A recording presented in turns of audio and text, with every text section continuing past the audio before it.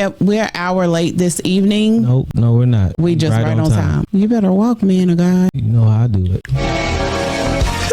Okay, look, you play that music for yourself. You gonna take us up? Talked a little bit about honesty. How do you feel about that? How do you feel about honesty? Is the best policy, even if it don't make you look the best. You know, our word tells us to be truthful, not to lie, to be honest. You know, because when you lie, you know, lies just get messy. You know, you gotta lie, then you gotta tell another lie to cover up that lie, then you gotta tell a third lie to cover up the first and the second. It just keeps snowballing. I'm not the type of person that wants to deal with that. Get it out the way.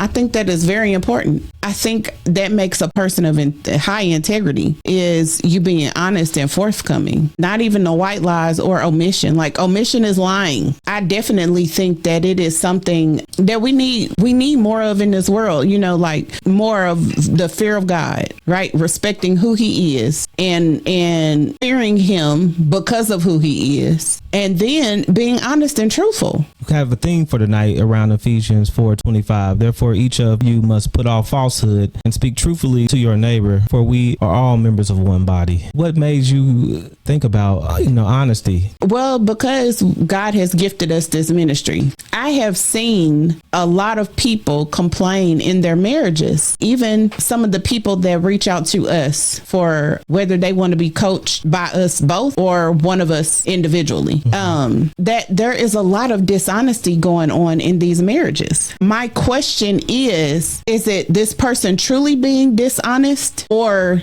did they not ask the right question? And because they did not ask the questions, these things come up and they feel like that person lied to them when technically the person did not lie. They just did not have these conversations and ask these questions that we have told them that they should have been asking in the beginning. Not the surface questions. You know, what's your favorite color? What's your favorite animal? What's your mom's maiden name? How many kids do you want? I have 6 baby names picked out. Who was your childhood best friend? No, ask those questions, those deep questions, because this is a person that you are potentially tying yourself to, whether it's a girlfriend, like a homie. Is what I mean. We speak on platonic and we speak on monogamous marriages. Ask those questions. Like, what are your values? What do you value? When someone says they want a man or a woman, the first thing that they usually say is, I want XYZ. They can't be a liar or a narcissist. How do you know that somebody is a liar when you first meet them? Because they're not going to say, look, okay. But it's the fruit. I'm a liar. So, just pass over me. I'm not the right one. No, it's the fruit. Like somebody can tell you that they're not a liar all day, but you need to be able to back that up. Like somebody saying, oh yeah, I know how to change a tire. Okay, well, I got a flat tire. Come over here and change it. Did that person look like they knew what they was doing? That's fruit. They lying. Okay. That's what I'm talking about. Stuff like that. Like, don't ignore these things. Okay. If a person is saying, like a person says, yes, I take very good care of myself. I'm very hygienic, but they smell wild. That's fruit. They're not hygienic. Okay. If a person says, I am always on time, but every time they hooking up with you, they late. That's fruit. If a person says, no, I got my own place.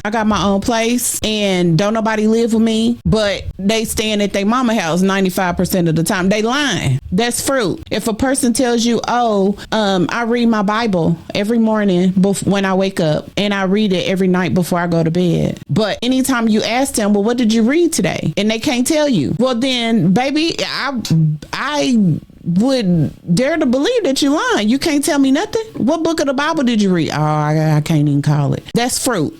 They lying. If a person tells you, oh, I'm healthy. I don't eat any sweets. I don't eat any fried foods. I am just a clean eater. And every time you see them, they got a bag of potato chips and hot dogs and hamburgers in their face. That's fruit. They're lying. What I'm trying to say, and there are hundreds and hundreds of thousands of different ways that you could tell the person by their fruit. And you look at what they say, and what does that person say? Does it match up with what they do? And if they are on opposite ends of the spectrum, then you should be able to tell by that person's fruit if they are honest or dishonest. I think a lot of people make this harder than what it really is because people don't want to do the work.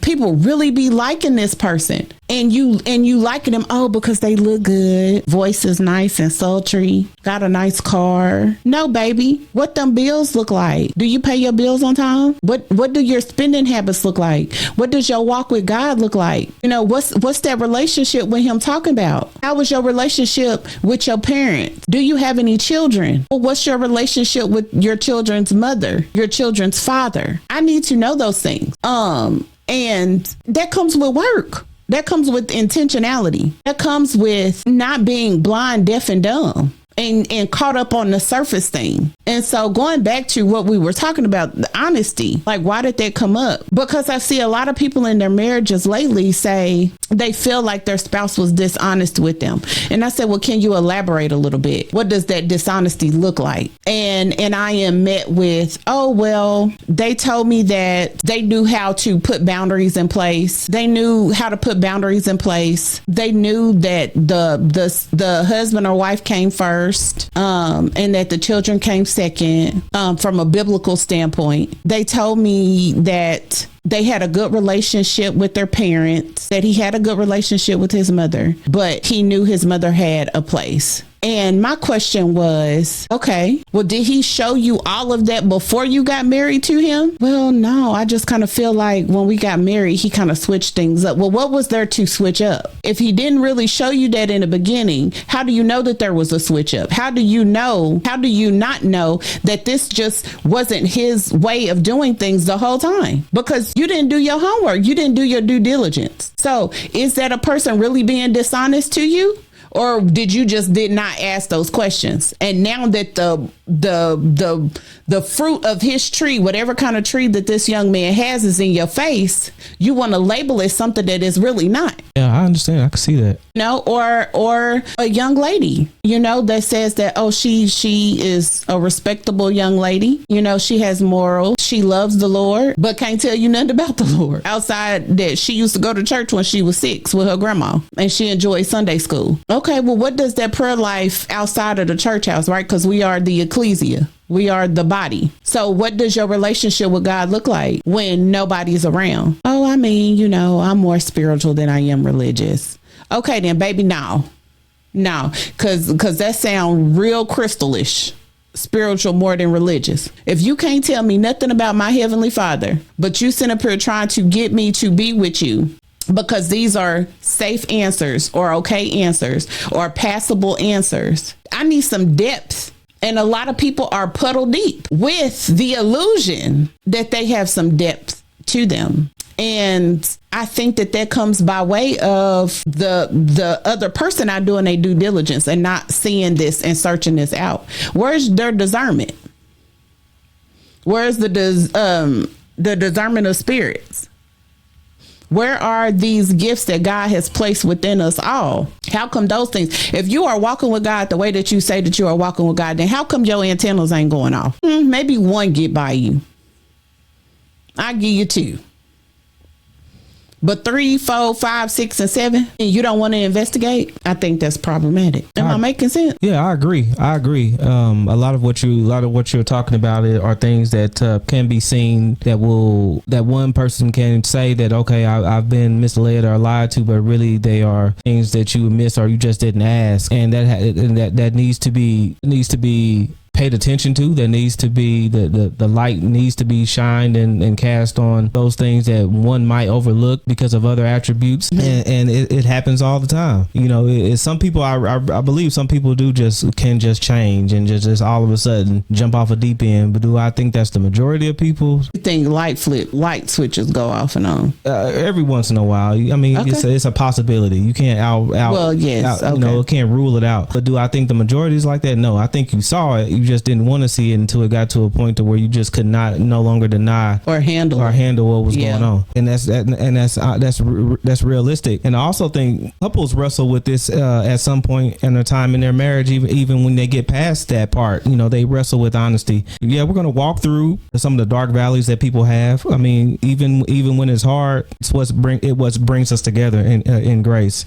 I don't think people really realize, or when they get into marriage, they think they have to deal with honesty I don't think anybody had, just like I mentioned before, I was like, who raises their hand and says, well, I'm a liar or I'm a dishonest person, I'm not the one for you. I don't think it happens like that. But we hear, like, I've heard stories on Dave Ramsey's podcast about how, I can't remember, husbands or wives spent up hundreds of thousands of dollars on credit cards behind their spouse's back. Oh, wow. Okay. And not doing maliciously, just spending addictions and just going out, just say, okay, we're going to pay it off, or we have the means to pay it off, and it just snowballs to a point to where it's no return. Of course, that's not truthful. And when things could have been rectified or mediated early,